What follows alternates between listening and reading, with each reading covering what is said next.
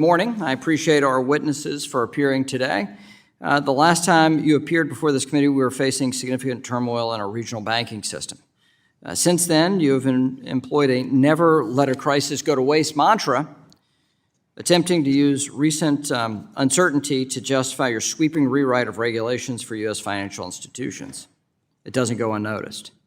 No one is buying that spin, by the way. The most significant proposals, including the Basel III endgame, are overwhelmingly dominated by provisions that have nothing to do with what happened in March.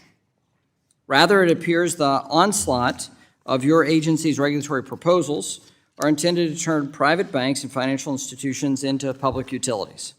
This would put unelected bureaucrats in charge of balance sheets, credit flows, and evaluation of what is and is not considered risky. So let's start with the Basel III endgame proposal, which involves hundreds of billions or even trillions of dollars of resource allocation.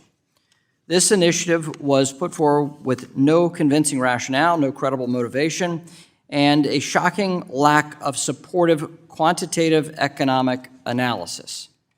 Even worse, the Basel III endgame would stifle economic growth here in America and globally, limiting lending and hindering the American dream of homeownership for families across the country. Additionally, banking regulators appear to have abandoned even the slightest notion of promoting American interests. Instead, you've ceded your authority over to U.S. financial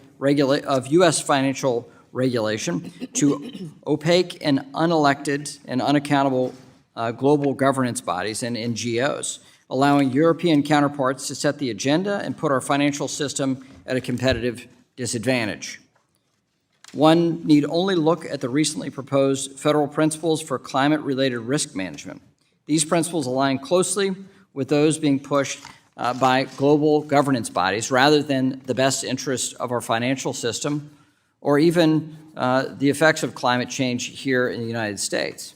Regardless of whether you call it guidance or regulation, these principles are significant, did not go through the appropriate process as governed by the Administrative Procedures Act. That's why I will request a GAO exam, request GAO to examine whether they constituted rule and would be subjected to the Congressional Review Act.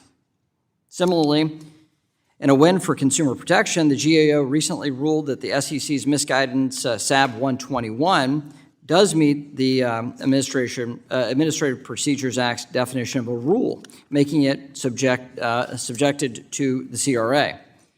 It seems the only area Biden financial regulators don't take their cues from foreign counterparties is digital assets, by the way. While other jurisdictions implement robust consumer protections and clear regulatory frameworks, we continue to fall behind, especially this administration. I'll finish with this.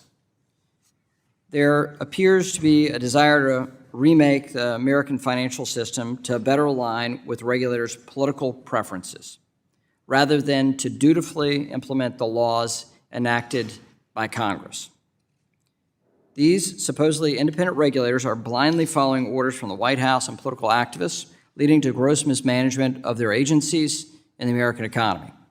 Just this week, alleged widespread and entrenched misconduct by FDIC employees were reported by the Wall Street Journal. That was well covered in yesterday's hearing. This misconduct is a severe departure from the agency's operations to execute its mission. We often hear in the halls of Congress that things will happen because someone has the votes to make it happen.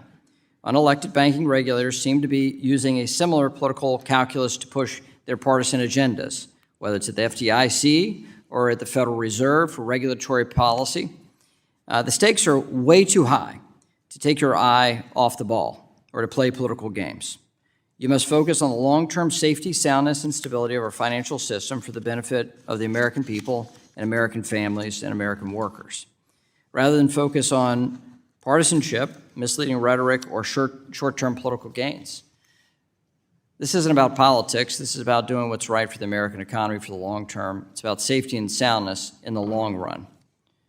And it seems like these proposals we're seeing for bank capital are about policy preferences, not driven by economic analysis. That's concerning. And Mr. Barr, that should be concerning to you at the Federal Reserve. I think the importance of the Federal Reserve's independence for monetary policy is important. You are jeopardizing it by your regulatory actions. I yield back.